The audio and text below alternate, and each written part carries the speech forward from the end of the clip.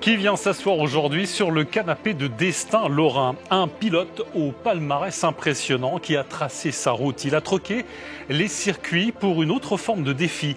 Transmettre, éduquer, inspirer les jeunes. Un destin forgé dans l'adrénaline, guidé aujourd'hui par l'altruisme et l'engagement. C'est un Destin Lorrain.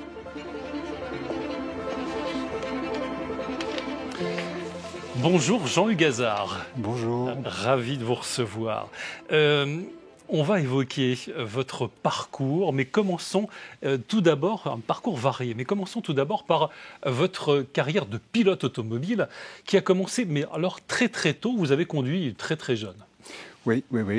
C'est l'avantage d'avoir un papa qui était dans le domaine de l'automobile. Donc, dès que j'ai pu passer mon permis de conduire, j'ai fait ma première course, oui, effectivement. Ouais, parce que c'est vraiment une histoire de famille. Alors, votre papa, mais aussi votre arrière-grand-père était lui-même coureur automobile. D'ailleurs, je crois vous nous avez apporté une photo. Il a fait cette fameuse course du tronc qui fume, je crois que c'est ça, et c'est les Nancy. Oui. Et c'était un champion déjà. Et oui. Et donc, je vous ai apporté ce qu'on a gardé, c'est une médaille. Ouais. Donc, il s'appelait Henri Chèvre, mon arrière-grand-père, et il a gagné les Coupes de l'Est en 1914. Ouais, juste avant la guerre. Voilà. Et cette photo, c'est une Peugeot qui a été prise en 1911. Alors, votre grand-père, il y a également votre maman qui faisait des courses de côte. Elle aussi était championne. Ah, ma maman, c'était énorme. C'est un peu l'équivalent comment dirais-je, des plus grandes championnes de volant. Et elle faisait toutes les courses de côte au niveau du championnat de France. Et surtout, ce qui nous a marqué à l'époque, c'est qu'elle sortait à peine de la voiture pour foncer dans le long camping-car. Et entre midi et 2 heures, elle faisait à manger un plat de pâtes. Elle faisait énorme. tout comme les femmes, c'est ça. Et des fois, elle était rappelée à l'ordre. Attention, on départ dans 3 minutes. Elle déposait son tablier et hop, elle sautait dans la voiture. Championne de course de côte. Et bien sûr, votre papa, Hugues Hazard. On a retrouvé des archives. Ça remonte aux années 60. Avril 1965, pour être précis. Une équipe de la télévision régionale était venue assister aux préparatifs juste avant le fameux rallye de Lorraine. Et il était interviewé. On regarde, on écoute. Hugues Hazard, on s'affaire autour de votre voiture, une voiture neuve que vous venez de ramener de Turin. Il y a encore bien du travail dessus car il faut la vérifier avec minutie avant le rallye de Lorraine, surtout que vous pensez y réaliser une bonne performance puisque déjà cette saison vous avez remporté 2 épreuves et que vous avez fait 2e au rallye des Ardennes. Comment se présente pour vous ce rallye de Lorraine? Vous le connaissez bien, est-il plus difficile que l'année dernière? Il est très difficile parce qu'ils ont durci les temps. Notamment à Fouchy, à Xuls et au Top. Maintenant, c'est surtout les conditions atmosphériques qui ne vont pas. Il y a de la neige partout, sur les hauts cols. C'est très glissant là où il n'y a pas de neige parce que ça fond. Enfin, et en plus, il y aura énormément de brouillard. C'était en 1965. Votre papa terminera 9e sur sa Lancia Flavia Sport Zagato avec André Bouline. Réaction à ce que vous venez de voir, d'entendre? Ça a été toute ma vie.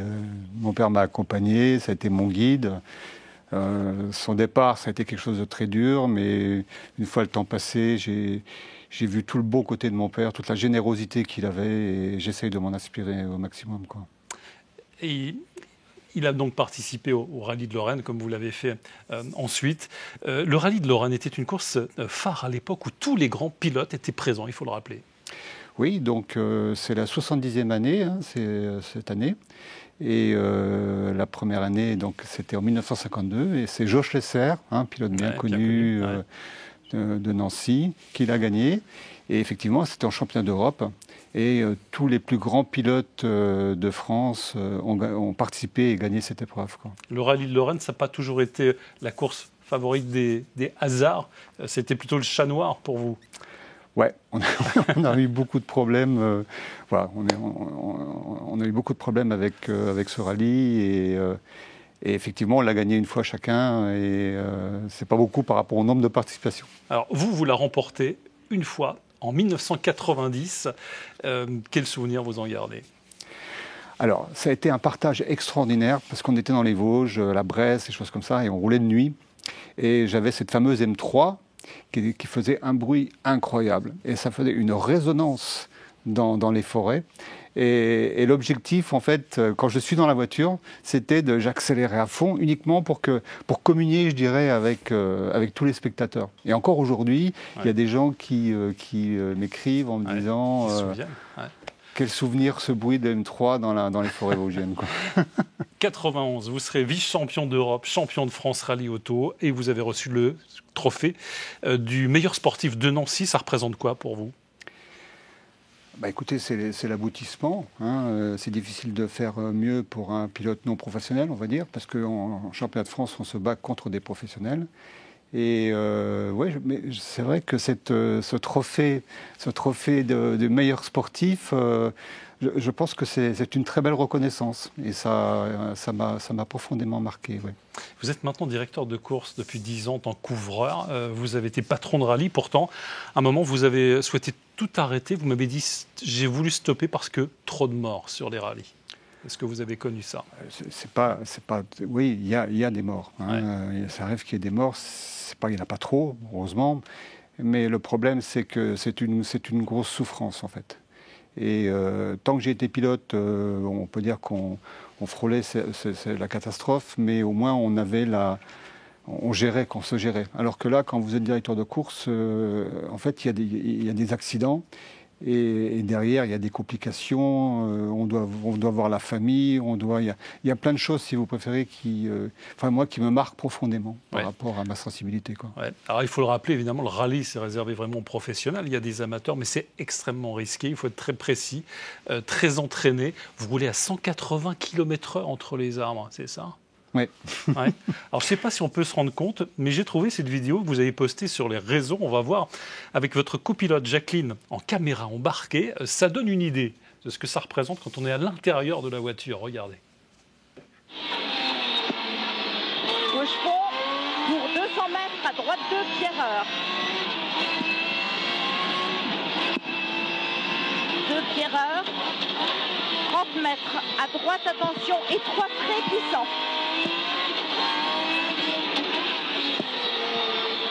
Droite fond pour gauche 4 Pierreur 2 fois.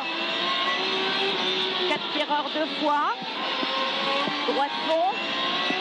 100 mètres droite pour gauche 5. Sommet fond. Voilà, Jean-Yves, on est avec vous, c'était en 2017. Ah, vous faites... Voilà, je suis dedans. C'est l'adrénaline. Vous m'avez dit, on est dans un monde différent quand on est au volant dans un rallye. Oui, en fait, il y a beaucoup de choses à faire. Il faut écouter la coéquipière, il faut tourner le volant et passer les vitesses. Mais en fait, tout ça, c'est un automatisme. Et vous n'êtes pas là. En fait, vous êtes beaucoup plus en avance par rapport à ce que au moment précis. Vous anticipez. Il y a les odeurs de la voiture, donc voir si ça chauffe. Vous regardez le revêtement, s'il y a des changements, s'il y a du gravier, des choses comme ça. Donc vous n'êtes pas dans l'action directe. Passer les vitesses, accélérer, tout ça, c'est des choses qui se font d'une manière automatique, on va dire, mnémomécanique. Ouais. À 20 ans, il faut le dire, vous avez eu un grave accident à Remiremont. Vous veniez d'être pilote officiel. Triple fracture de la mâchoire. Vous avez été sauvé par votre casque intégral, mais vous avez été plongé dans le coma, d'ailleurs. Grave accident. Ça a changé quelque chose ?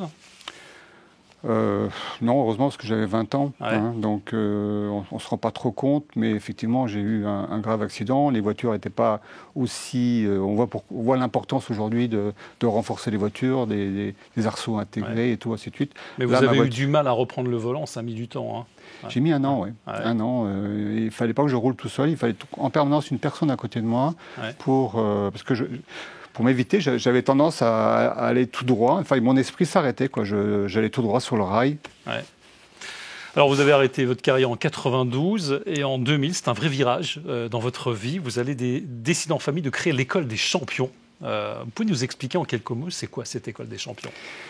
Alors, on considère que les enfants d'aujourd'hui, on vit une période quand même assez difficile. Le monde est compliqué et c'est quand même pas la responsabilité des enfants.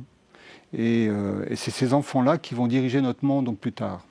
Donc l'idée, c'est de redonner des valeurs d'humanisme, reparler, d'avoir des échanges et promouvoir un petit peu le goût de l'effort, promouvoir le savoir-être, dire bonjour, ainsi de suite.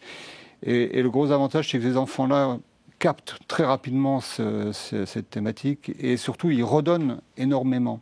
Donc quand vous montez une opération comme ça à destination des enfants, en fait, c'est toute la communauté qui en bénéficie parce que les enfants amènent un courant de fraîcheur et toutes les personnes qui encadrent, parce qu'il y a énormément d'encadrants, tout le monde reçoit cette fraîcheur, ça fait du bien.